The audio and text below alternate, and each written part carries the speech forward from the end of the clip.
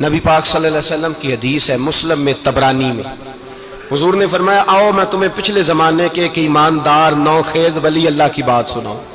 پچھلے زمانے حضور نے فرمایا پچھلے زمانے میں ایک بادشاہ جادو کے زور پہ حکومت کرتا تھا۔ جب وہ ایک جادوگر اس نے رکھا ہوا تھا تو جادوگر اس کو جادو بتاتا، وہ جادو کے زور پر حکومت کرتا۔ جادوگر بوڑھا ہو گیا تو کہنے لگا بادشاہ کوئی نوجوان میرے پاس بھیج دے، اب میں بوڑھا ہو گیا ہوں میرا پتہ کوئی نہیں کب مر جاؤں۔ ایک نوجوان کی ڈیوٹی لگائی، بڑا زیرک سمجھدار، اپنے رعایا میں سے چن کے جو ذہین فطرت مزاج بچہ تھا وہ اس نے لگایا۔ اللہ کے محبوب علیہ الصلوۃ والسلام فرماتے ہیں بچہ جادو سیکھنے لگا، وقت گزرنے لگا۔ بچہ جب جادو سیکھنے جاتا تو رستے میں ایک راہب بھی تھا جو انجیل جانتا تھا، وہ اللہ اللہ سکھاتا، لوگوں کو حضرت عیسیٰ علیہ السلام کی تعلیمات سے آگاہ کرتا۔ اس نے دیکھا کہ یہاں بھی لوگ اکٹھے ہیں تو وہ بچہ اس راہب کے پاس بھی اٹھنے بیٹھنے لگا۔ اب جب اس کے ساتھ اس کی گفتگو بڑھنے لگی تو اس کو باتوں میں لذت آنے لگی۔ اس نے راہب نے پوچھا کہ تو کون ہے اور کس طرح سے آیا ہے، کیا تیرا معاملہ ہے؟ اس نے کہا جی میں جادو سیکھنے جاتا ہوں، آپ کی باتیں مجھے بڑی اچھی لگتی ہیں۔ اس نے کہا دین سیکھ، جادو سیکھنے والے کافر ہو جاتے ہیں، قرآن و حدیث سیکھنے والوں کو اللہ کامل ایمان عطا فرماتا ہے۔ فرمایا یہ سیکھ۔ بچہ بیٹھنے لگا، اس کے پاس آنے لگا، باتیں دل میں گھر کرنے لگی۔ ایک وقت آیا کہ مسلمان ہو گیا، اور مسلمان کیسے ہوا؟ بچہ کہتا ہے میں تجربہ کر کے ہوا۔ اب میں تھوڑا سا وقت جادوگر کے پاس بھی جاتا اور باقی سارا وقت وہاں بیٹھتا۔ میں ایک دن جا رہا تھا تو رستے میں اژدہا تھا، بہت بڑا سانپ تھا، رستہ روک کے کھڑا تھا۔ یہ حضور نے بیان کی حدیث۔ نبی پاک صلی اللہ علیہ وسلم فرماتے ہیں بچہ کہتا ہے کہ رستے کے اندر سانپ ہے، رستے بند ہے، لوگ چھتوں درختوں پہ چڑھے ہراش ہے۔ کہتے چھوٹا سا روڑا میں نے اٹھایا تو میں نے کہا اللہ اگر جادوگر سچا ہے تو اسے مار دے۔ چھوٹا سا روڑا میں نے پھینکا، اژدہا کوئی نہ مرا۔ پھر چھوٹا روڑا اٹھایا، میں نے کہا اللہ اگر وہ عالم سچا ہے تو اسے مار دے۔ اب جب میں نے روڑا مارا تو اژدہا مر گیا۔ میرے اندر سے گواہی آئی نہیں دین کی باتیں سچی ہیں، نہیں قرآن کی باتیں اسلام سمجھانے کے لیے عرض کر رہا ہوں، اگرچہ اس دور میں انجیل تھی۔ اللہ رسول کی باتیں اچھی ہیں۔ کہتے میں مسلمان ہو گیا، اب میں نے راہب کے پاس ہی رہنا شروع کر دیا، جادوگر کے پاس چھوڑ دیا اس بچے نے آنا۔ بادشاہ پوچھتا کہاں زیادہ وقت گزارتے ہو تو وہ بات گول کر دیتا، وقت تیزی سے بڑھنے لگا۔ اللہ نے اس نوجوان میں طاقت پیدا کر دی، اب وہ اس کے اندر نا اللہ نے توانائی روحانیت پیدا کر دی، ابھی جوان ہے، 14-15 سال عمر ہے۔ اللہ نے اب جو بیمار بھی آتا وہ دعا کرتا تو اللہ صحت عطا کر دیتا، جو بھی آتا۔ بادشاہ کا ایک درباری تھا، بادشاہ کو پنکھا جلتا تھا، وہ اندھا ہو گیا، کوئی ایسی تکلیف آئی کہ نابینا ہو گیا، بڑے علاج کرائے شفا نہیں ہوئی۔ کسی نے اس بچے کا پتہ بتایا کانوں میں، اس کے پاس گیا تو بچہ کہنے لگا شفا تو ہو جائے گی پر کلمہ پڑھنا پڑے گا، مسلمان ہونا پڑے گا، جس پیغمبر کا میں غلام ہوں تجھے بھی بننا پڑے گا، دین پہ عمل کرنا پڑے گا، اللہ شفا دیتا ہے۔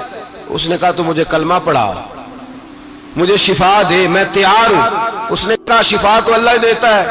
اس نے اللہ تبارک و تعالیٰ کا ذکر کر کے دعا مانگی، یہ مسلم شریف میں حدیث ہے، طبرانی میں موجود ہے۔ اللہ نے اسے شفا دی، اس نے کلمہ پڑھنا شروع کر دیا۔ یہاں ایک نقطہ لکھا ہے ہمارے علماء نے، کہتے ہیں جب اللہ ولایت عطا کرتا ہے نا تو یہ سفید بالوں والے کا حصہ نہیں ہوتی۔ اگر جوانی میں کوئی آدمی توبہ کر کے تصوف کے رستے پہ چلتا ہے تو سب سے زیادہ ولایت اللہ اسے عطا فرماتا ہے، سب سے زیادہ ولایت اس کے پاس ہوتی ہے۔ ابھی اس کے بال کالے ہیں، چڑھتی جوانی ہے، دعا کی تو اللہ نے، اور حدیث پاک میں موجود ہے کوڑے آتے تو شفا یاب ہو جاتے، اندھے آتے تو شفا یاب، برس والے آتے تو اللہ سے دے، جوان ہے۔ بادشاہ کے پاس وہ واپس گیا، وہ جو آدمی جس کی آنکھیں ٹھیک ہوئی تھی۔ بادشاہ نے پوچھا کہ کیسے شفا ملی؟ تو کہنے لگا میرے رب نے شفا دی ہے۔ بادشاہ سجدے کراتا تھا، اپنے آپ کو منواتا تھا معاذ اللہ، کہنے لگا میرے علاوہ کون رب ہے؟ اس نے کہا وہی رب ہے جس نے تجھے پیدا کیا ہے، اور وہی رب ہے جس نے مجھے اندھے کو آنکھیں دی ہیں، وہی ہے میرا مالک۔ کہا اچھا تو مجھے نہیں مانتا؟ کہا نہیں میں اپنے رب کو مانتا ہوں۔ بادشاہ نے اسے سزا دی، ستایا، اس نے بچے کا پتہ بتایا، پھر بچے کو بلا کے ستایا تو اس راہب کا پتہ بتایا، راہب بھی قتل ہو گیا، نابینا بھی قتل ہو گیا۔ بادشاہ نے کہا سپاہیوں سے اس بچے کو لے جاؤ اور پہاڑ کی چوٹی پہ جا کے نیچے پھینکو تاکہ مر جائے. بچہ پہاڑ کی چوٹی پہ گیا تو ہاتھ اٹھا کے کہنے لگا یا اللہ میرے لیے نہیں اپنے لیے، میرے لیے نہیں اپنے لیے انہیں اپنی قدرت کے جلوے دکھا. میرے لیے نہیں، اللہ کے بندے اپنی جان بچانے کی دعائیں نہیں مانگتے، اپنے لیے انہیں اپنی قدرت کے جلوے دکھا. یہ دعا مانگی، جتنے لوگ ساتھ آئے تھے وہ سارے زمین پہ گرے اور سب مر گئے، پہاڑ سے گر کے مر گئے. بچہ واپس سیدھا بادشاہ کے پاس کہنے لگا لو بھائی میرے رب نے مجھے بچا لیا ہے. جوان کا ایمان دیکھو، میرے رب نے مجھے، بولو میرے اللہ نے مجھے ایمان کی گواہی دے رہا ہے، میں بچ گیا ہوں، تو جھوٹا ہے، میرا رب سچا ہے. اس نے کہا لے جاؤ اس کو دریا میں، کشتی میں بٹھاؤ، بیچ دریا کے جا کے دھکا دے دو.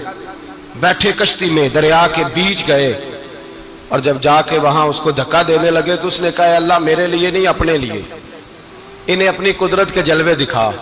بس ایک طوفان سا آیا، جتنے سپاہی ساتھ آئے تھے ڈوب کے مر گئے.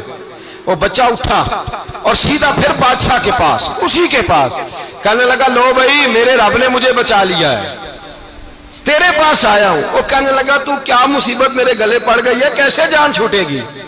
تو بچہ کہنے لگا اگر تو مجھے باندھے درخت کے ساتھ اور سارے ملک کو بلائے، لوگوں کو اکٹھا کرے، پھر تو مجھے تیر مارنا، میں تجھے بتاؤں گا کیسے مارنا ہے، میں مر جاؤں گا. اللہ کا بندہ نوجوان ایمان دیکھو، مرنے کے طریقے بتا رہا ہے، میں تجھے بتاؤں گا میں کیسے مروں گا. یہ بات کہی، بادشاہ نے سارا مجمع جمع کیا، ملک سارا باہر آ گیا، درخت کے ساتھ باندھ دیا. کہنے لگا بھائی لوگوں یہ مجھے مارنا چاہتا تھا، مار نہیں سکا، اب میں اسے بتانے لگا ہوں کہ میں کیسے مروں گا.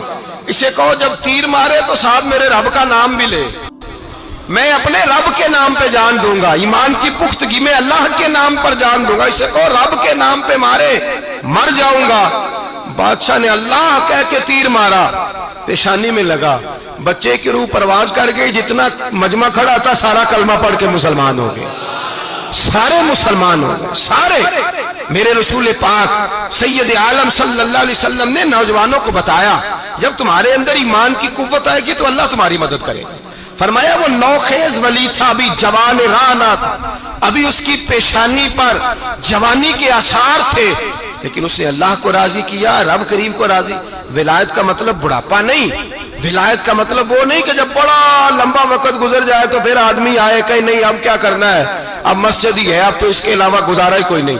تو اس وقت کا آنا اللہ کی بارگاہ میں قبول تو ہے، لیکن شاباشی اسی کو ملتی ہے جو جوانی کا وقت آئے، جو عین اس وقت آئے جو وقت میرے رسول پاک علیہ السلام کے غلام عبداللہ ابن عمر، حضرت عبداللہ ابن عمر رضی اللہ تعالیٰ عنہ فرماتے ہیں کہ میں نکلا، مجھے سفر کے لیے جانا تھا، تو تھوڑی سی کھجوریں، تھوڑا سا سرکہ، ایک شہد کی بوتل، چیزیں میں نے سفر کے لیے ساتھ رکھ لی.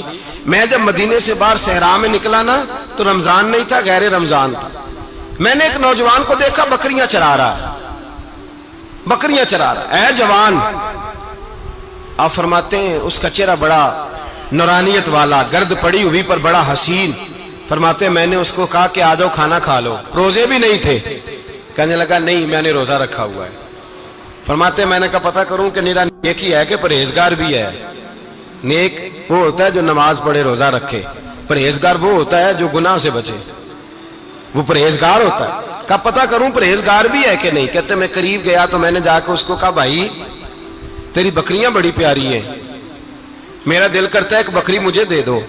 کہتے وہ جوان، غربت بھی، پریشانی بھی، پر دامان توکل کی یہ خوبی ہے کہ اس پر پابند لگے ہوتے ہیں، دھبے نہیں ہوتے. غربت ہے. کہا جناب ایک بکری دے دو. آنے لگا جناب بکریاں میری نہیں، بکریوں کا مالک کوئی اور ہے. کہتے میں نے آزمانے کے لیے کہا کہ بکریوں کے مالک کو کہنا ایک بکری بھیڑیا لے گیا ہے، کہہ دینا بھیڑیا لے گیا ہے.